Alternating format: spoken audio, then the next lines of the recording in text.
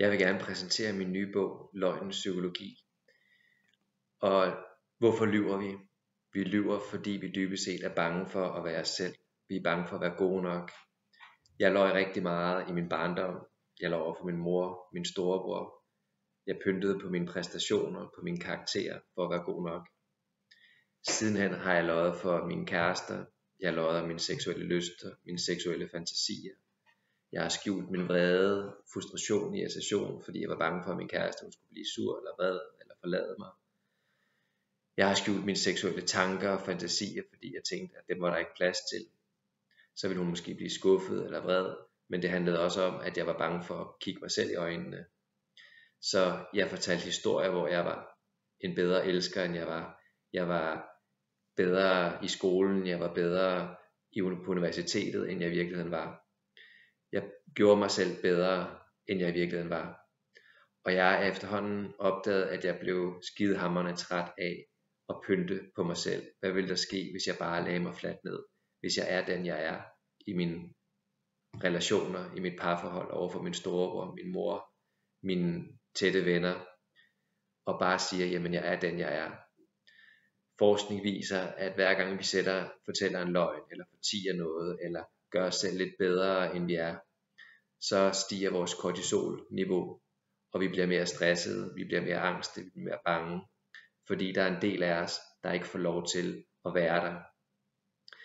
Vi kan både have løgne, hvor vi gør os selv bedre, end vi er, det jeg kalder røde løgne, og vi kan fortælle løgne, hvor vi gemmer noget, skjuler noget, pakker noget væk, frygtløgne eller skamløgne, det jeg kalder grønne løgne. I den her bog, der præsenterer jeg også de forskellige typer af løgne, røde løgne, grønne løgne, hvide løgne, sorte løgne og blå løgne, og hvordan de psykologisk styrer os på forskellige måder. Man siger, at løgne er nødvendige i vores samfund, at løgne er en del af det, der får samfundet til at glide, og at løgne evolutionært set, dybest set, er det, der har udviklet vores intelligens, vores snuhed, vores bedrag, vores evne til at manipulere. Jeg tror på, at det er sandt langt hen ad vejen, så derfor så går jeg heller ikke ind for, at vi bare bevidst skal være brutalt ærlige, for det tror jeg ikke tjener noget godt, fordi vi lever i en verden med social kontrol, i parforhold med social kontrol, i arbejdspladser med social kontrol, hvor ubekvemme sandheder langt fra er velkomne. Faktisk anbefaler man måske under bordet, at løgne er godt for at få ting til at glide lidt bedre. Men hvad vil der ske, hvis vi turde være mere ærlige, turde være mere autentiske? Fordi i virkeligheden, så tror jeg ikke, at vi bliver mere velfungerende, at vi bliver bedre, gladere, mere tilfredse ved at lyve for hinanden. Vi holder fast i status quo. Derfor har jeg udviklet noget, der hedder T-rum. T-rum, som står for trygge og tillidsfulde rum, hvor at vi både øver os i at være ikke dømmende, være empatiske og være lyttende, når vi skal fortælle sandheden, når vi skal være ærlige over for hinanden. Fordi ærlighed, det kræver tryghed og tillid.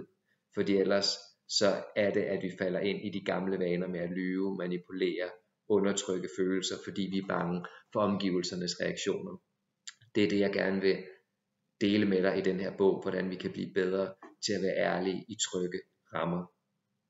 Selvbedrag er en af de ting, som jeg gerne vil tage op i mit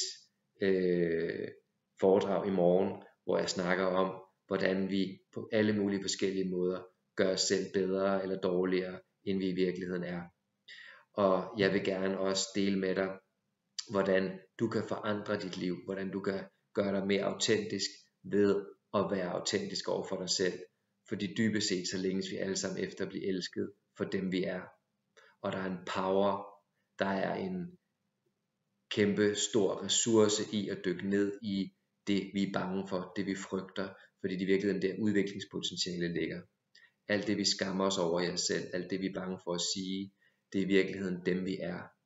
Så hvis vi tør at komme frem med dem vi er, og især i vores tætte, nære, kærlige og venskabelige relationer, det er der, at der er mulighed for at skabe de her trygge rum, hvor vi kan udvikle os og give plads til, at vi må være dem vi er.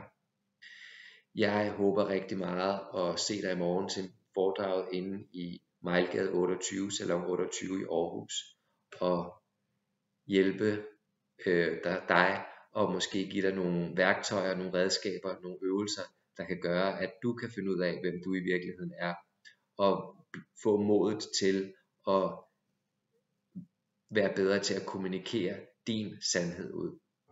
Tak fordi du lyttede med.